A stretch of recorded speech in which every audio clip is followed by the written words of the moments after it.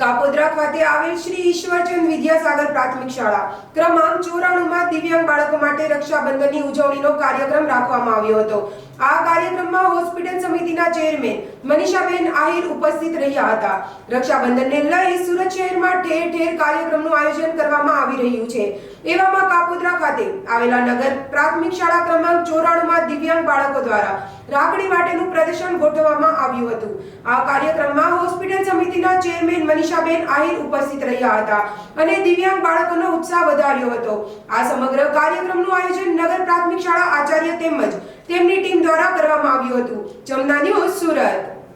જી જય દ્વારકાધીશ। હું Manisha Ahir, hospital committee chairman. મને કહેતા ગર્વ થાય છે કે સુરત શહેરની અંદર અમારી જે નગર પ્રાથમિકની શાળાઓ છે 300થી પણ વધારે, આ બધી જ શાળાઓમાં દિવ્યાંગ બાળકો, એબનોર્મલ બાળકો અભ્યાસ કરતા હોય છે। આવા બાળકો 1200થી પણ વધારે બાળકો ભણી રહ્યા છે।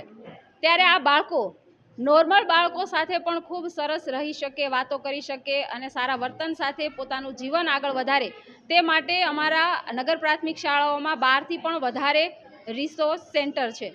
ત્યાં આ દિવ્યાંગ બાળકોને, આ એબનોર્મલ બાળકોને અમારા જે શિક્ષકો છે એમને ભણાવતા હોય છે અને ખૂબ સારું જ્ઞાન આપે છે સરકાર મહાનગરપાલિકાના સહયોગથી।